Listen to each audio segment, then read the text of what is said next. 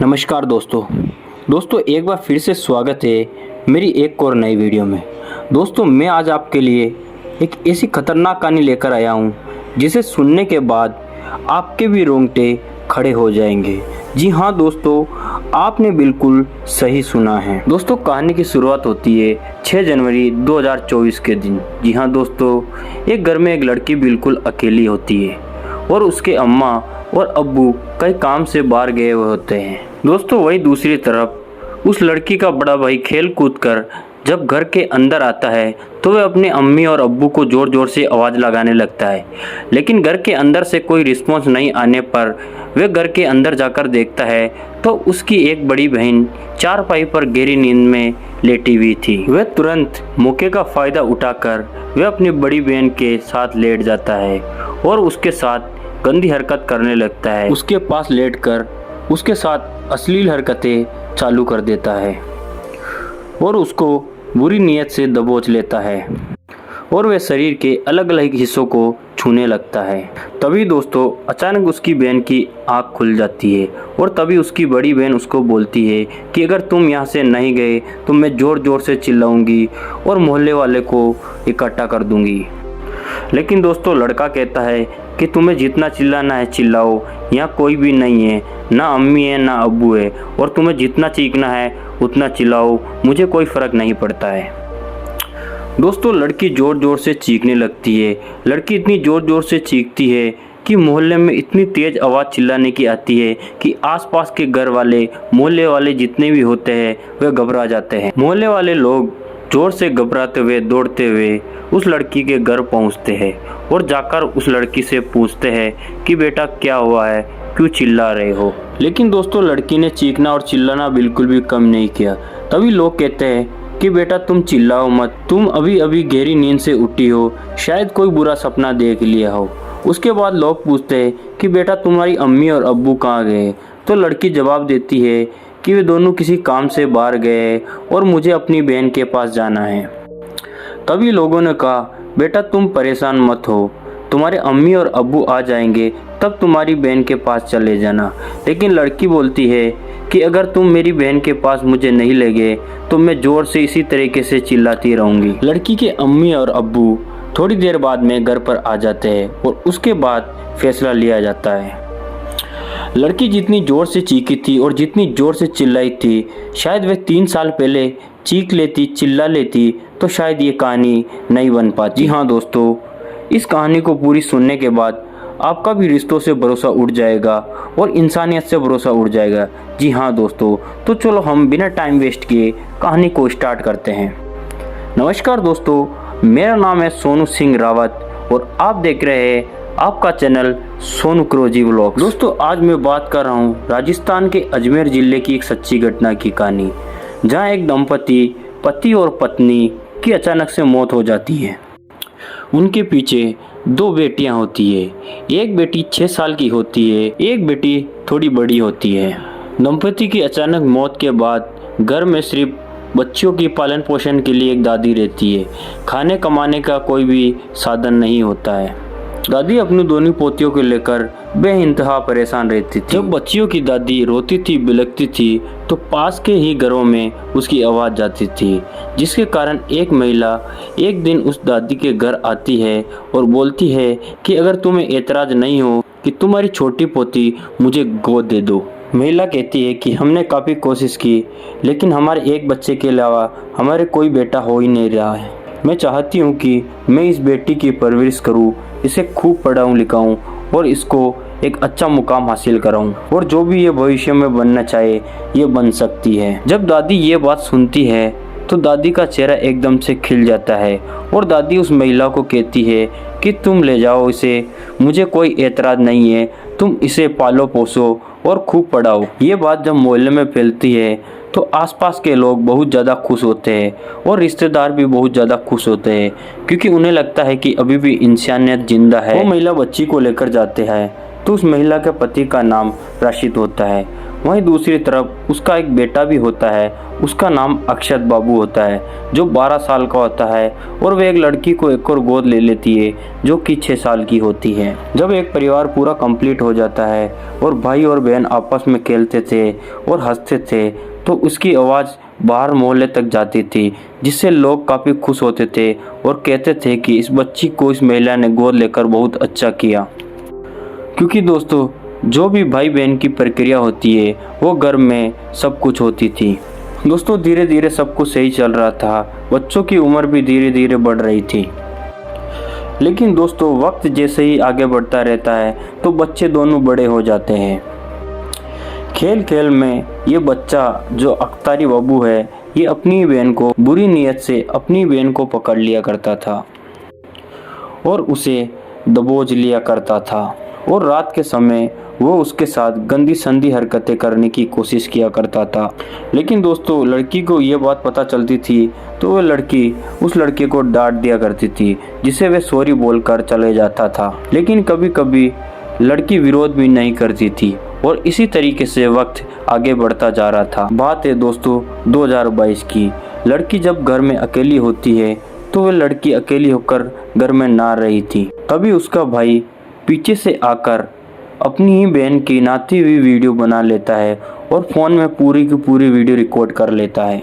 लेकिन दोस्तों उस लड़की को बिल्कुल भी पता नहीं था इस बारे में और उसे पता भी नहीं था कि उसके साथ क्या होने वाला था। दोस्तों कुछ दिन बीत जाते हैं, वह लड़का अपनी बहन को उसकी वीडियो दिखाता है तो वह लड़की शर्मसार हो जाती है और वह ज़ोर ज़ोर से रोने लगती है और वह लड़की कहती है कि भाई तुम बिल्कुल ऐसा मत करो, क्योंकि ये सब गंदी चीज़ है और गलत बात है।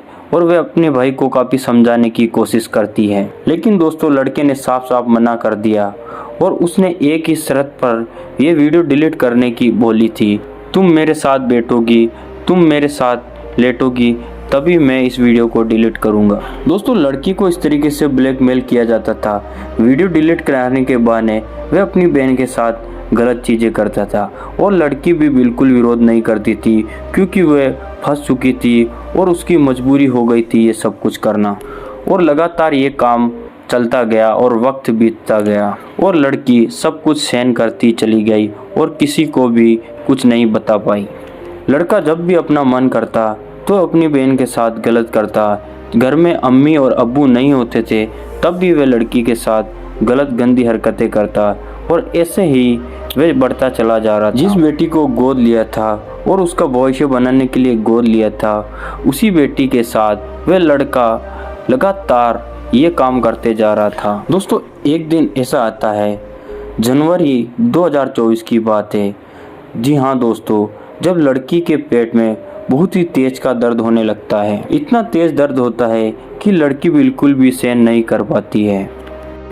तभी लड़की अपनी अम्मी से कहती है कि अम्मी मेरे पेट में बहुत ज़्यादा तेज दर्द हो रहा है, बात क्या है मुझे कुछ भी समझ नहीं आ रहा है कि इतना तेज दर्द क्यों हो रहा है मेरा पेट।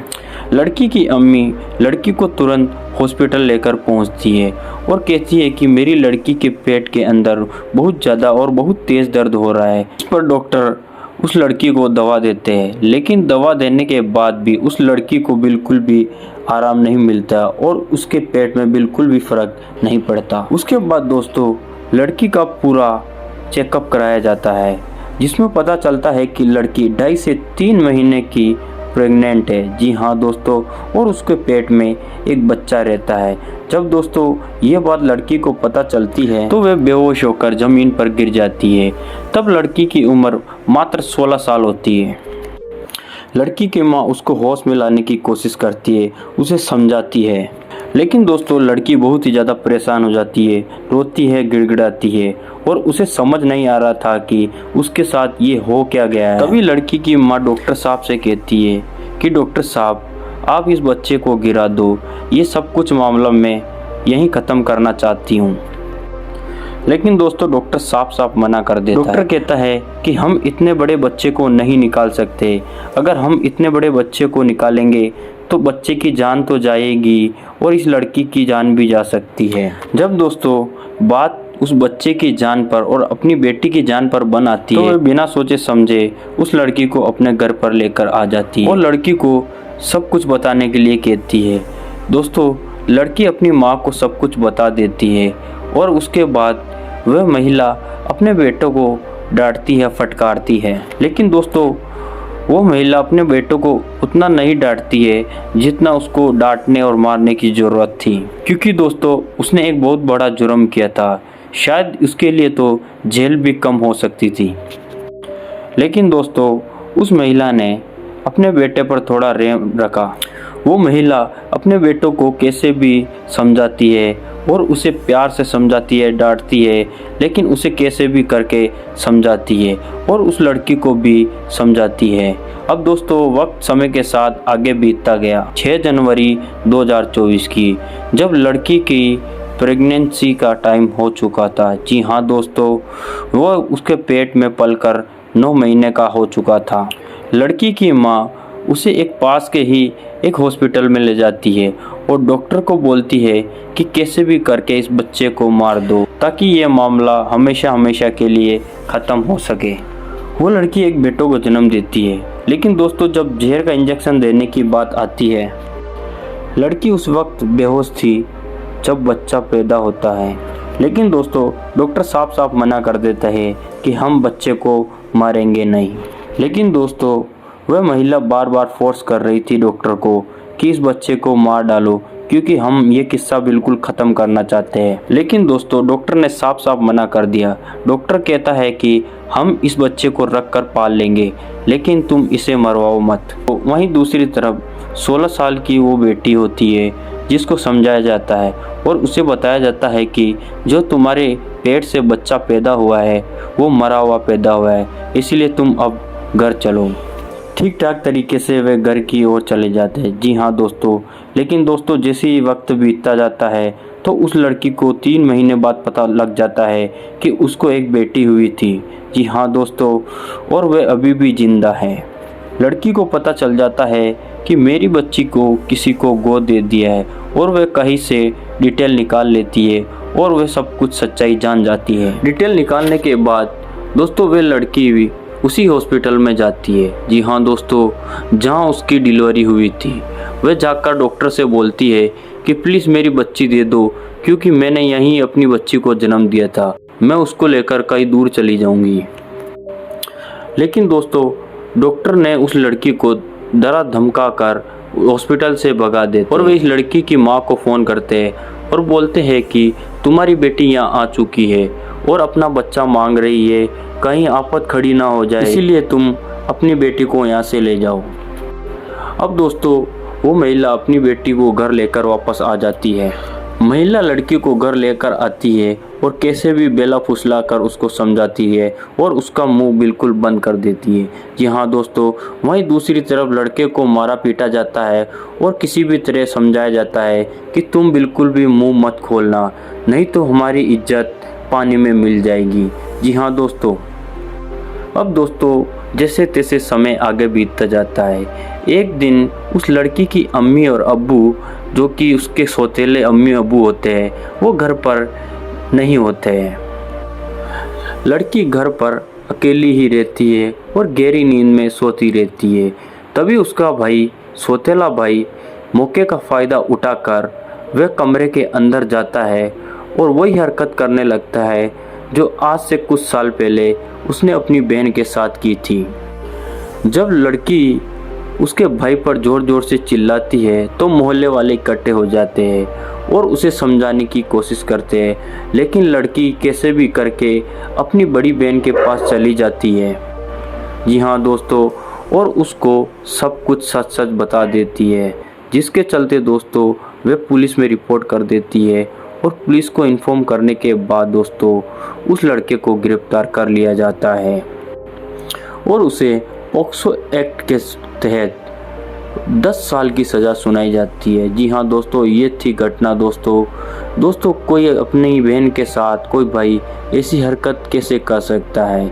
इस कहानी के माध्यम से दोस्तों मैं आपको सावधान करना चाह रहा हूँ। जी हाँ दोस्तों, मैं इस कहानी से किसी को भी ठेस या किसी का भी विरोध नहीं करना चाहता हूँ। मैं तो बस आपका सावधान मैं तो आप लोगों को बस सावधान कर रहा हूँ। तो ये थी कहानी दोस्तों, आज के लिए इतना ही। जय हिंद, जय भारत।